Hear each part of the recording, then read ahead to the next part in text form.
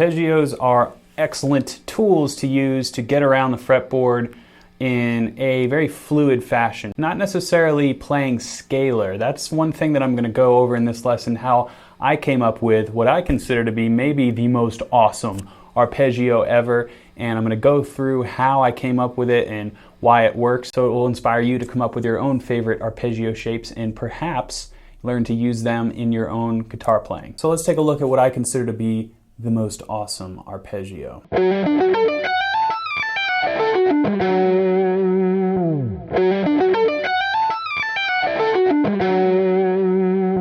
So whether or not you think that sounds the coolest, I'm going to show you how I came up with it, and then you can adapt the concept to create your own arpeggio shapes. So first of all, I based this thing off the Locrian mode, which kind of has a reputation for being an unusable mode, but I really think the shape is conducive to some cool stuff, especially when it comes to arpeggios. So this F-sharp Locrian shape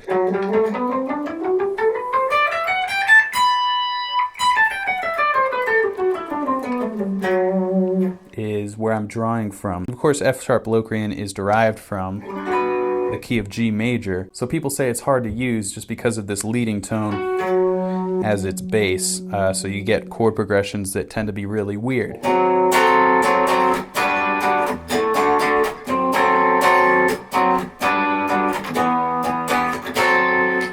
Mainly that tonic is just unresolved sounding, so it's not necessarily that it's bad, it's just not what we're used to hearing.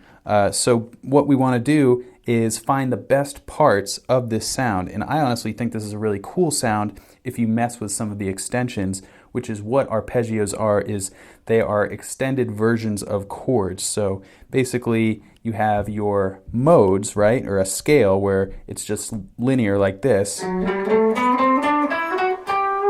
So all 7 notes of the major scale there. But then an F sharp minor 7 flat 5 arpeggio, which would be the diatonic arpeggio for this shape, would be like this. So it's just highlighting the colors of this mode. But what I like to do is take that approach of an arpeggio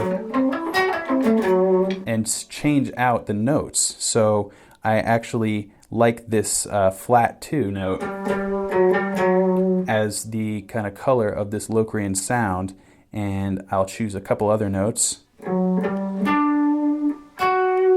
So that is actually the arpeggio that I am going to create from this mode.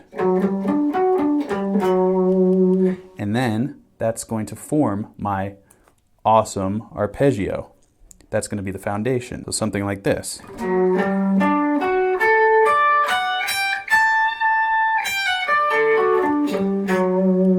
So you end up getting enough flavor of that major scale,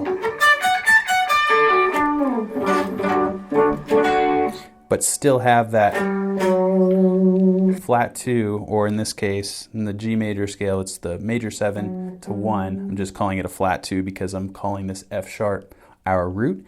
So essentially, the cherry on top, after we have this,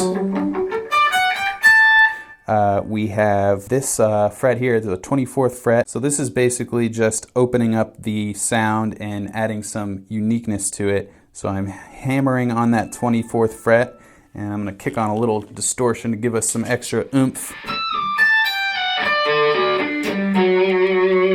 So I already understand that this fits into the key of G major, but to take it one step further in my mindset for you, I am actually considering these intervals. So I have these two and these two, and really I like this formation with the F sharp Locrian, or the Locrian mode in general. You have this straight tritone path in this mode shape, and I think that's really cool. All of those notes are in the Locrian mode and in the G major scale in this case, so I like this sound. As weird as it sounds, it's in the key of G major, so I'm going to figure out how to make these notes into chords so I can have something to play this arpeggio over so it makes sense. So in order to do that, I'm going to first start with a tonic chord.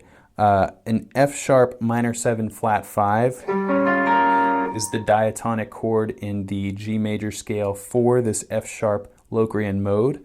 but I found that an F sharp minor 7 sharp 5 actually works just as well. And enharmonically speaking, you may not call this a sharp 5, but for the intents of purposes, it's a minor 7 sharp 5 shape.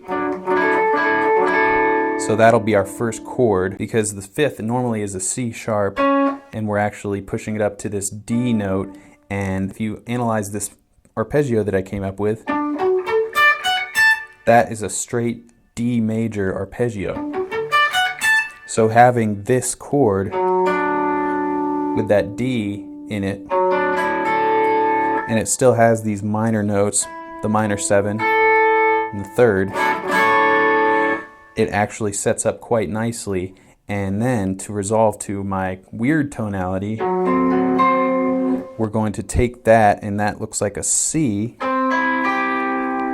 So I'll break it down here for you. We have C, F sharp, and here is another C, an F sharp. So I can come down to a C here. Remember, I'm thinking diatonically in the key of G major, but as you can see, this F sharp is the prominent weird note. So I'm going to have just a C major triad with an F sharp in the bass. So that is going to be our second chord. So the first chord and second chord.